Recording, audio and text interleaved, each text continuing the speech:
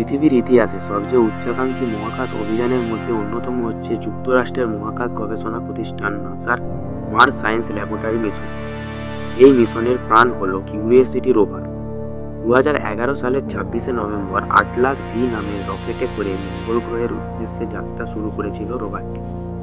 প্রায় 9 মাসের দীর্ঘ মহাজাগতিক ভ্রমণের পর 2012 সালের 6 আগস্ট রোভারটি মঙ্গল গ্রহের গেল ক্রেটারে সফলভাবে অবতরণ করে, যা ব্র্যাডবেরি ল্যান্ডিং নামে পরিচিত।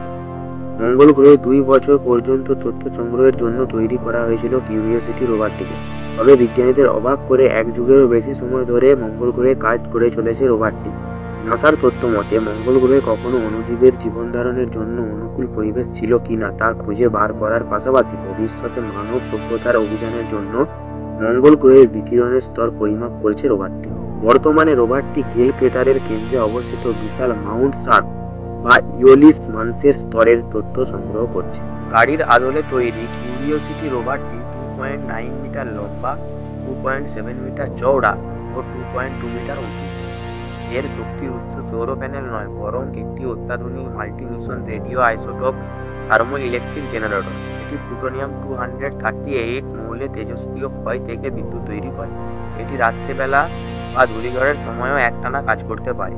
কিউরিওসিটির চলাচলের জন্য 6 চাকার একটি জটিল গতিশীল ব্যবস্থা রয়েছে। রোভারটি রোবোটিক বাহুতে ড্রিল করার এবং নমুনা সংগ্রহের ক্ষমতা রয়েছে।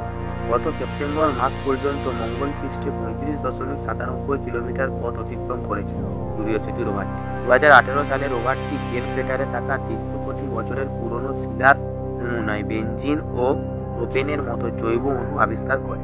2024 সালের মার্চ মাসে এটি কাদা পাথরের দীর্ঘ শৃঙ্খলের অ্যালকেন আবিষ্কার করে, যা জৈব বা অজৈব উৎস থেকে অদ্ভুত হতে পারে। রোভারটি এমন শিলা এবং কাদামাটির উপস্থিতি প্রমাণ করেছে যা একসময় দীর্ঘস্থায়ী হ্রদ বা নদীর তলদেশ ছিল, সেখানে সেটি তা পরিষ্কার বোঝায়।